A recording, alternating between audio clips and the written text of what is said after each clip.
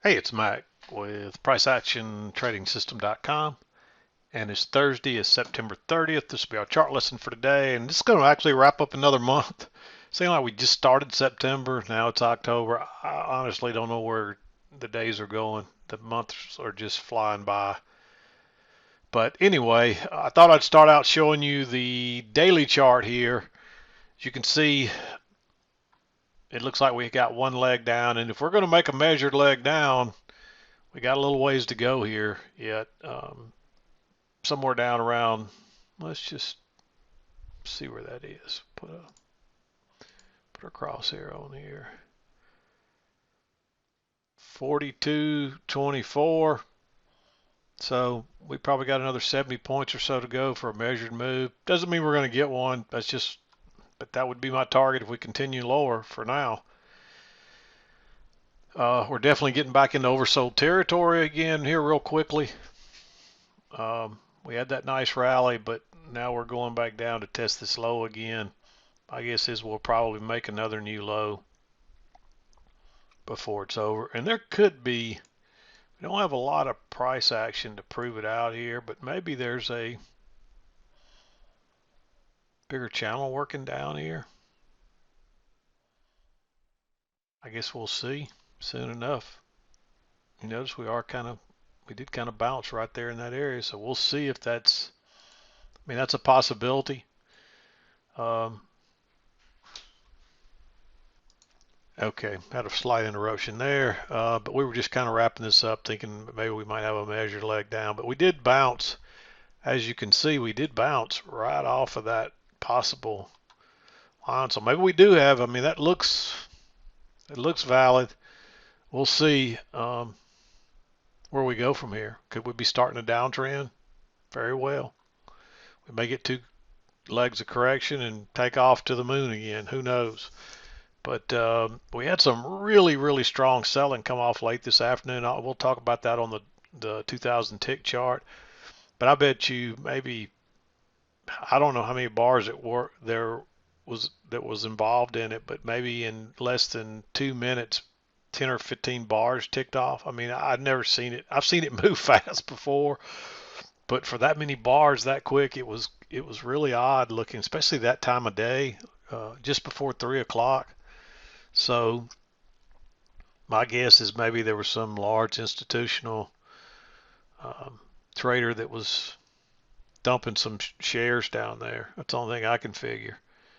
Uh, but it was really odd. So anyway, let's go over to the other chart real quickly before we get into this chart. Just a reminder that I'm going to be leaving town, probably taking off early tomorrow. So I'll probably be out of pocket most of the weekend. So if you send, if you're looking for anything by email or whatever, you may not hear from me till Monday. So if there's some kind of emergency or something, I'll try to respond to it. But other than that, you probably won't hear from me from Monday. So anyway, as you can see here, we had this gray channel that was working down. Early on, it looked like it was going to be another one of those days where we dropped down and went into the channel and maybe saw a second leg down. And I thought that's probably what we'd see for the day. But you can see it turns out this gray channel's in play, and we just had another huge sell-off. And we actually had a little overshoot here. And bounced, got a close outside. It wasn't before long we ran down and made the new low. This little blue box is what I was talking about. As we get to this part of it, we'll look at it a little closer. But all of that printed in about a minute and a half to 2 minutes. It was really odd looking. I mean, the bars were just, it looked like it was a teletype going wide open. It was really interesting. And I just happened to be looking at the chart then. A lot of times I'm not looking at the chart at 3 o'clock in the afternoon, but I was still sitting here and just happened to be looking at the chart, and it was pretty interesting. So it'd be interesting to know exactly what was going on. But let's zoom in here and talk about the trades for the day and go from there. Again, early on, it looked like we had this leg down, break and new low, and it looked like we were just kind of work sideways. even the range I originally had a little low, a little higher, but I adjusted it down here because we started bouncing down here, and it really looked like it was going to hold, and it does fit perfectly there. But they pushed it on through, and once they got it through, it didn't go very far really, but it comes back to the trend line, and once it comes back to that trend line and turns down, it is off to the races at that point, strongly so. But let's back out here and we'll go through the trades. There's a few of them, so this may take a minute to go through all of them. But 7 o'clock comes just as we're bouncing off this low, making two legs up. And there's a second entry. That's the first break of this yellow channel. Second entry short at the key entry, or I'm sorry, at the EMA.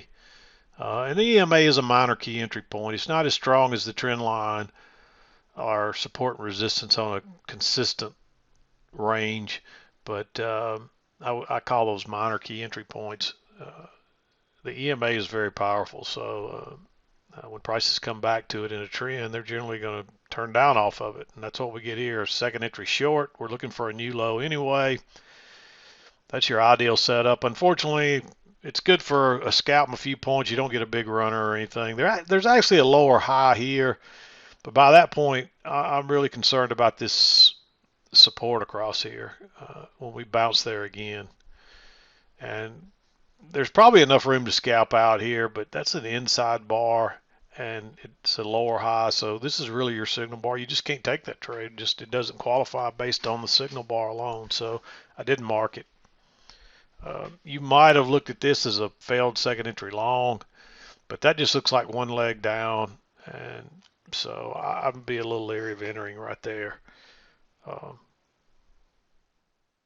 And it could just be a retest. We could have I don't have the lines. Let me put them on there. There's a little range here. Hopefully you can see that. But there's definitely a range right there. We'll just make it red. And so you had a little failed breakout here, and of course the market tends to move equally. So you overshot it here, and you came up short up here. And then you make this lower high. Again, that's right into the middle of the range, and we're not back to, we never did touch that high, and we just came off the lows again. So there's a little, I mean, again, you can't really take that trade anyway because of the green. The signal bar doesn't qualify, but it drops down, makes a higher low, makes a failed second entry short. At this point, I thought we were done, because now you've had your break and your new low, and it looks like we're getting back inside the range. I like going long there. You could look at this as a double bottom, so first entry, and this being the second entry. So if you entered in either one of those, I'm okay with it. I think you could count that as a second entry, a failure either way. Although this played out more like the failure of the trap. They probably wiped out most of the shorts right here, because you can see how that rockets up real fast. So this one will probably have less effect, and that's why I made it green. And then you get this long trap. Notice it broke lower, failed, turned up. But look at that congestion. Don't get tricked into that, because it breaks higher right there.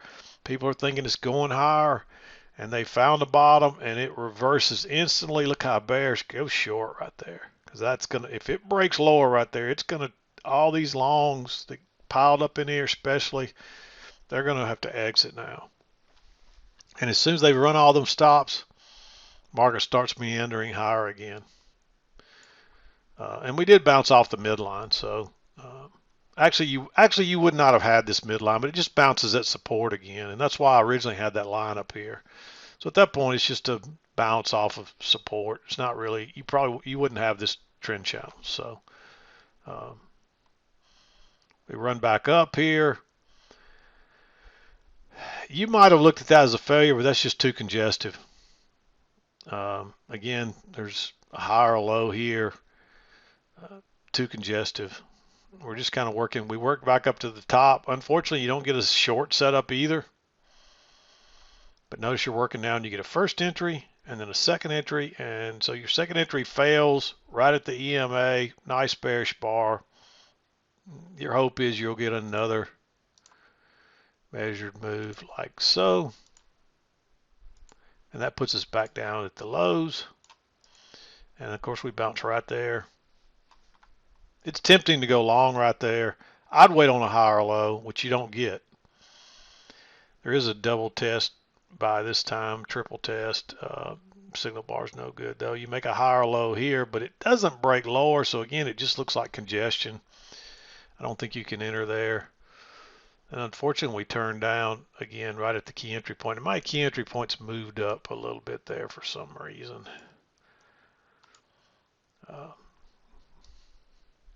Yeah, I kind of got it back on track there. Evidently, I moved it somewhere along the line. It's really a little steeper than that. It comes off the very highs. But anyway, I'm not going to go back and try to correct that. You get the gist of it here. We're right at the key entry point. And you might have went long, short here. The only problem is you got this trend line working up, and we have no break and new high in place yet. However, this is a fairly strong trend line that's now proven, and this breaks higher and turns down. So I wouldn't go short right there into the EMA, but when it broke lower right here, you might drop a limit order far enough back to have enough room to get out and see if it back up after it broke lower. I don't know that it would have because this dropped pretty quickly. But it comes down, you get a break of that channel, a new low, and you bounce there, and that looks like rejection. It looks like we're going to reject that. And so I'm still thinking possibility of the range here, but you can't ignore this trend line either. I don't think I had the gray trend line on my original chart this morning because this didn't really set up till this was probably setting up when somewhere in there when I drew it, but I was still leaning towards this sideways action, especially when we bounced right here. So and that is the second entry long. I like going long there. Of course, it turns right back down. You get the little failed break lower, then you make a higher low with probably enough room back to the EMA that I like going long again because you can clearly see the support. At this point, I'm still thinking range, but again, it can't get through the EMA and it turns down. This is where you got to be careful. You want to see this previous support act as resistance before you think about going short. And notice you're coming down here and you try to go higher once, twice, and when it breaks lower right there, that's a failure. It actually gives you another little break higher there. It creates an additional little bit of additional trap. So if it breaks below that bar, we're probably going on down and lower. And we're probably going to make this measured leg down at this point. That's what I would be shooting for. And of course, we shoot on down. We actually get a little better than that. So, but we make a double bottom, and you get a first entry. You push through the EMA. Second entry. If it breaks higher there, you might consider going long since we got two legs down. But this is looking pretty bearish again. It's been all downhill since just after the 8:30 open. So I would be very wary of going long, but that's one you might take. Of course, we got a little channel working up, or trend channel working up here. We get a break, move to a new high, and then we make a first entry, second entry. So when it breaks lower there, it's a failure. And you don't know that it's going to do this, but you probably want to take that short, looking for at least a measured leg there, and or run back down to test these lows again. And this thing, the bottom just falls out of it. So if you catch this trade, you got quite a nice move. I mean, there's no, you don't even take any heat if you just, if you're just moving your stop down above each high until you get stopped out. You don't get stopped out till right here. And so that's a nice move down. And notice that we're just we come back to this and confirm this key entry point or trend line. Technically, by the count, this is a first entry because you got a little first entry, second entry, and then this makes a lower low, but that's like one tick. So really, it looks like two legs back. And so I don't see how you could not take that trade. It's only 7 ticks, very low risk off the key entry point. 2 legs back. If you drew the gray channel, which you should have by now, we've gotten nowhere near the lows of that. And this turns out to be another great move down. And we actually overshoot this gray channel down here. And then we just kind of start working sideways here. You don't want to be trying to pick any bottoms down here at all, so don't even be thinking about that. Notice we go in this little channel. We try to go higher once, twice. So you basically could call that a triple test. Failed second entry long. Of course, we don't really count failures and second entries when we get in these tight ranges, but if you see them, you know, they add a little weight to it. And then, of course, you get a first entry, second entry. So it's a failed second entry long. It's a second entry short. It's a triple test of this high. And it's basically the third lower high. And it's a big bearish bar. And you got room to get out before these lows. So there's just so many reasons to take that trade. And it's a quick, easy scalp. But that's all you really get out of it because you're bouncing off that trend channel line again. And then it reverses. Like I said, I wouldn't be looking for any longs in here. Not unless it's a really, really good setup. And I just don't see anything. It's kind of hard to, I mean, you got to assume this is where prices are coming. But we also had the overshoot. So you got to have a really good setup. There's a failure, right? What looks like it's going to be a failure that just traps people here. And it's too congested though, so it's not a good setup long or short. And then, you know, finally we push up here, but you get no setup there, and then we're turning down again. We're just in the middle of nowhere right here. We turn back down, so it's kind of hard to know exactly what prices are doing through here. It looked like we were going to go lower, and then suddenly you get this failed second entry short, and then. But I think that bar is just so big, and let me explain this one. This is what I think happened here. Notice that you got the low, and you go first entry, second entry, and it reverses right here. But I think most traders, that bar is too big, and there's a lot of sideways action there. And most traders are going to say, I'm not risking that as a failure. But then suddenly it makes a higher low and bounces off the EMA again, and the buying comes in. So people finally said, okay, that gives me enough confidence that we're probably going higher when it couldn't go lower again. And then it runs on up. And right here's where it really turned up. They're probably running stops right up through there. Because there's probably people getting short all in here again, and they probably were going to give it some room. But once it breaks higher right there, you can tell it kind of capitulated there. And it could just be that some buying, you know, came in right there. Algorithm says, hey, if we break higher right in here, we're probably going to trend higher for a while. And they ride it on up. And there could be some kind of trend line. I tried to draw a couple of trend lines in here. I didn't see anything that really stood out, that really helped me. You might say, okay, we got a trend right here.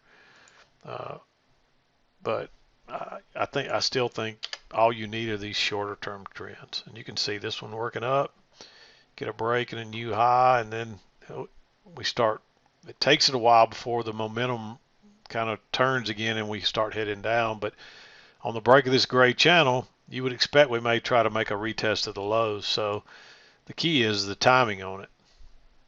But anyway, we work back, we bounce, and that's some pretty strong buying. Pull back, you get a first entry, try to go higher, you get a second entry short there, and it fails. I like going long if it breaks above that bar, and you can see they're running stops again. Look how fast that rockets up. There's a bunch of people still looking for shorts in here, and their timing was off. Of course, you make a new high first entry, and then there's a second entry here, but you don't want to go long right into this resistance here. And you can see it quickly fails, turns back down. Unfortunately, you don't get a chance to trade this down either. And then it fails out the other side and bounces. This is one that you might If you want to be really aggressive, these are the ones you want to buy because a lot of times they're important lows. And this would have been an important low because you could have ridden this all the way back up. Turns right back down, no setup up here. Although you do get a first entry and then a second entry that fails. So when it breaks below the red bar, just make sure you got room before here, which there's plenty of room there. That's a failure, although your safety stop has to go one tick above the signal bar, which is that bar. So that's where your safety stop. But I like that trade. And then, of course, it bounces down here. You got your breaking new low. So you might try to go along there. Generally, you'd want to wait on a higher low just to prove that we're reversing. People ask me about higher lows and lower highs. They're nothing special. All it is you're making lower lows and lower highs here. And just looking at this, understanding price action, there's a very high probability that now that we got a break in a new low, we're going to go higher. But just to be certain, and when you start trending higher, you're making higher highs and higher lows. So the first step in a trend reversal is a higher low if the trend's going to reverse to the high side. So that's why we like higher lows. It's just further proof that, hey, yeah, we're going to start making higher highs and higher lows. But you don't get one there, and you just turn down. That is very tempting to enter, but in most cases you can't. We're in a range that's right in the middle of the range. It's a huge bar, 19 ticks. It's too bad it didn't break high right there and then turn down, and then you get a second entry and you get a lower high, and you get some reasons to consider going short. But it's just hard to take that trade. I mean, it does look very bearish, but I can go back and show you a million times where it looks real bearish like that, and it goes one tick lower and then goes straight up. So that happens a lot.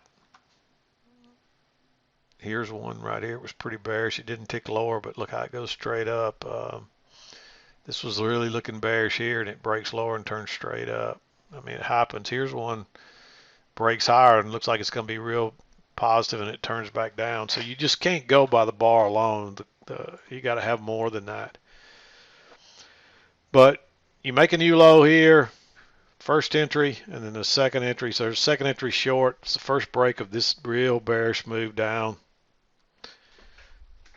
And that turns out to be a really nice trade. It comes back and gets the breakouts eventually, but you could have got a nice little runner out of that. We drop on down. You make a new low there, and then you get a first entry and then a second entry. So there's second entry short right there. And this is where the blue box here is where it started printing. And you can see this. Where did it start at? This bar started at 58.30, 58.41, 58.53, 59. So all those bars printed in a minute, and every bit of this printed in about 3 minutes or less. First bar was at 58 something. So about a minute and a half, all those bars right there printed. It doesn't look very spectacular after the fact looking at the chart, but in real time, that was like I said, it was less than 2 minutes. It was like a minute and a half. And that's pretty important. I don't know if you'd had time to think about all this and trade it, but as you can see, the price action is still valid. I mean, like I said, looking at it after the fact, there's nothing remarkable looking about it. It looks very similar to this whole move down. But the key is those, how many of them were there? 1, 2, 3, 4, 5, 6, 7, 8, 9, 10. 21 bars there basically printed. I think this may actually tell you how many bars too, I think. It probably made that a little quicker for me. Yep. There's your time right there, 20 bars in a minute and 35 seconds, 7 points. And every one of those bars is 2,000 ticks. So that's 40,000 ticks in a minute and a half. And generally a 2,000 tick chart takes anywhere from 2 to 5 minutes, probably on average 3 or 4 minutes. So that tells you how much volume transferred right in that little area. Pretty impressive, actually. So anyway, that's going to wrap it up. That's what I saw today. Back out here and give you one more look at it. Great two-tiered channel. You got a little overshoot, so that tells you we're probably going to try to work towards a break on the other side, which we get. It takes it a while to reverse, but then it runs to a new low, and that takes us into the end of the day. So yeah, I'm going to wrap it up. Again, no chart lessons on Fridays. I'm going to probably take off early tomorrow, so I hope everybody has a great weekend. Hope you have a good trading day tomorrow. I hope it's been a good month for you. Hope it was a good day for you today. If it's not, just keep working on it. This is not something you learn overnight. It takes time. It's a skill. Like any skill, you get better at it by immersing yourself in it and studying and practicing and studying and practicing and studying and practicing and doing that over and over until you get good enough to do it. And that's not, most people come into this for very unrealistic expectations. Make sure your expectations are realistic. You're not going to learn this in a couple of months, probably not in a year. If you learn it quickly, you probably a couple of years of studying and practicing and watching charts print all day every day, you might get there. But that's probably, I mean, this is like any career that pays well. Doctors, lawyers, any kind of professional career, think about the years those guys put into it. This job's easier, less headaches, and pays better as well or better. So don't expect it's going to be easier. If it was, all those doctors would probably be day traders. All those lawyers would, high profile lawyers would probably be day traders because they'd work a third of what they do now, maybe even a quarter of what they do now, and they'd make as much or more money. So think about that. Something that pays that well with that amount of time, it's not going to be easier. Everybody would be doing it. So anyway, I'm going to wrap it up. We'll be back again Monday. I'm done for today. This is Mac with PriceActionTradingSystem.com, and we'll see you next